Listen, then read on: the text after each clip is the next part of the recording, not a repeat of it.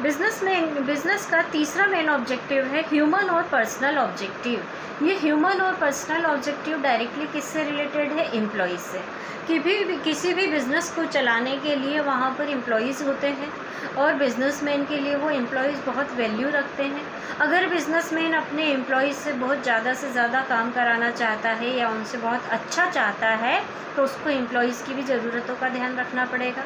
कुछ उसके ऐसे उद्देश्य होने चाहिए जिससे एम्प्लॉयज़ सेटिस्फाई रहें, तो वो उसके लिए बहुत बेटर काम करके दिखाएंगे।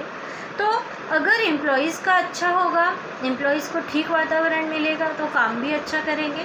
तो एम्प्लॉयज़ के प्रति क्या ऑब्जेक्टिव होने चाहिए कि प्रोवाइडिंग गुड्स वर्किंग कंडीशन। जहाँ पर वर्कर्स काम करते हैं वहाँ की कंडीशन, वहाँ का एटमॉस्फेयर बहुत अच्छा होना चाहिए, साफ़ सुथरा, हवादार हो, लाइट प्रॉपर रहती हो, सूखा हो।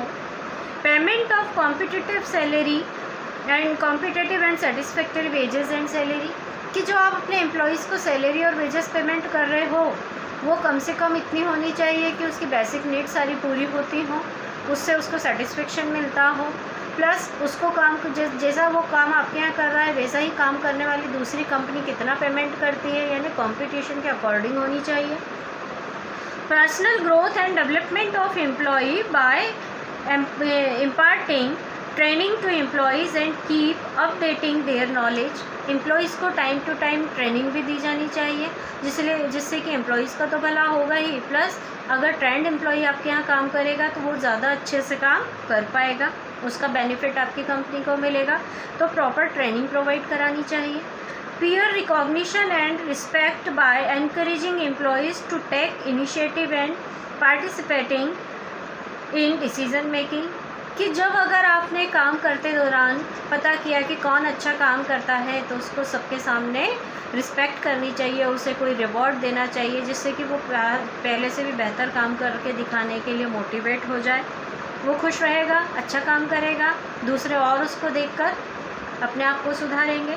तो एम्प्लॉई अपना, अगर किसी ने ऐसे आपको एडवाइस किया था जिससे कि आपकी कंपनी को बहुत बेनिफिट मिला कि नहीं अगर हम ऐसा करते हैं या ऐसा करते हैं तो हम ज़्यादा अच्छे से काम कर पाएंगे, क्योंकि एक्चुअली काम तो वर्कर्स ही करते हैं।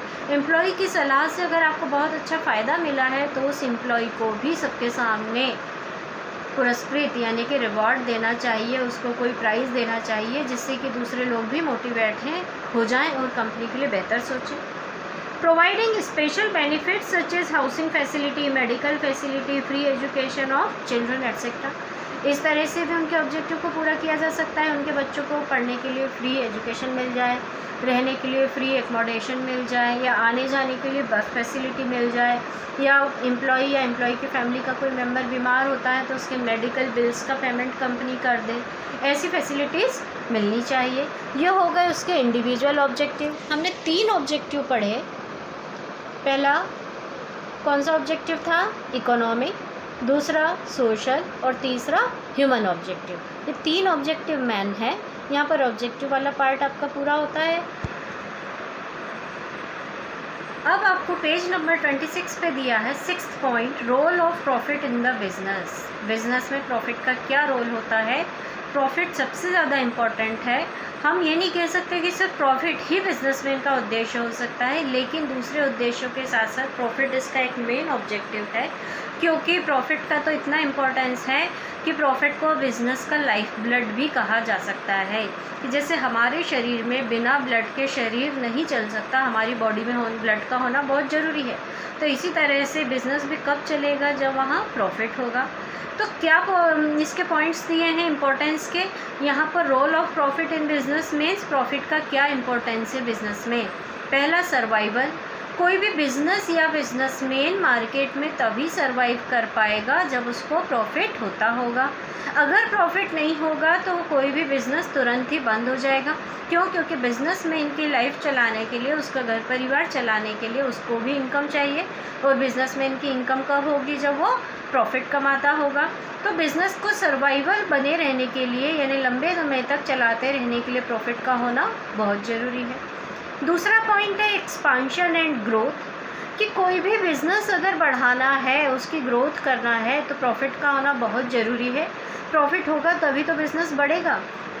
अगर प्रॉफिट होता है तो व्यक्ति उस प्रॉफिट में से सारे खर्चे पूरे करने के बाद में कुछ पैसा उसी में इन्वेस्ट कर देता है जिससे मेरा बिज़नेस और बढ़ जाए, या फिर प्रॉफिट का कुछ पार्ट वो बचाकर फ्यूचर के लिए रख लेता है जिसको रिटेन प्रॉफिट कहते हैं, कि इन फ्यूचर जब भी पैसों की ज़रूरत पड़ेगी तो दूसरों से उधार नहीं लेना पड़ेगा, क्योंकि उधार लेंगे तो उस पर इंटरेस्ट चुकाना पड़ेगा। और अगर आपने ही अपना रिटेन करके यानी बचाकर सेविंग रखी हुई है प्रॉफिट में से कुछ पैसा फ्यूचर के लिए बचा कर रखा है तो वो अपने इंटरनल सोर्स का सबसे इम्पोर्टेंट पार्ट है। तो कोई भी बिज़नेस एक्सपांशन और ग्रोथ यानी अपने आप को कब बड़ा कर पाएगा, कब लार्ज स्केल पे कर पाएगा, जब उसको प्रॉफिट होता होगा। फिर symbol of efficiency of an index in performance, कि किसका परफॉर्मेंस कैसा रहा, तो उसको कैसे मेज़र करेंगे। जिसका प्रॉफिट सबसे ज़्यादा है यानी उसका परफॉर्मेंस अच्छा रहा, जिसको प्रॉफिट ही नहीं हो रहा है ना उसका परफॉर्मेंस मार्केट में उतना अच्छा नहीं है इसलिए उसको प्रॉफिट नहीं हो रहा, ऐसा माना जा सकता है। Reward for bearing the risk, profit क्या है, रिवॉर्ड है। किस चीज़ का रिवॉर्ड है, जो बिजनेसमैन ने रिस्क उठाई है उसका। जैसे मैंने आपको शुरू में ही बताया था, factor of payment factor of production कितने होते हैं, 4 होते हैं। पहला होता है लैंड, जिसने लैंड प्रोवाइड कराई उसे रेंट मिलता है। लेबर, जो काम करता है लेबर उसको वेजेस मिलती है। कैपिटल, जिसने पैसा उधार दिया है या जिससे आपने पैसा लिया है उसको कैपिटल प्रोवाइडर को इंटरेस्ट मिलता है। और जो चौथा होता है एंटरप्रेन्योर यानी बिजनेसमैन, उसको अपना रिवॉर्ड किस रूप में मिलता है, प्रॉफिट के रूप में। तो जिसने बिज़नेस की रिस्क उठाई है, पैसा भी लगाया है या उस काम की शुरुआत की है, तो सारा प्रॉफिट या लॉस उसी के हिस्से में आता है। अगर अच्छा काम करा, प्रॉफिट मिला तो उसको बेनिफिट रहेगा। तो बिज़नेस करने का एक रिवॉर्ड रिस्क उठाने का एक रिवॉर्ड प्रॉफिट है।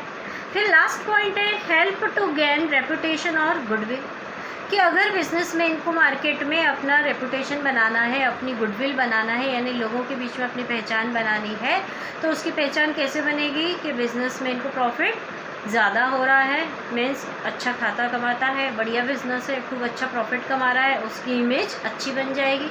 और जो बिल्कुल डल चल रहा है मार्केट में, जिसके शेयर बिल्कुल घाटे में जा रहे हैं, जिसका प्रॉफिट अच्छा नहीं हो रहा है, मीन्स उसका बिज़नेस तो ठप हो गया, ऐसा कहा जाता है। तो बिजनेसमैन की गुडविल किसकी होती है, जिसका प्रॉफिट ज़्यादा होता है। ये इसके थे प्रॉफिट का रोल यानी इम्पोर्टेंस मार्केट में, बिजनेस में। अब इसके बाद अगली क्लास में मैं आपको पढ़ाऊंगी पेज नंबर 27 पे 7th point, classification of business activity.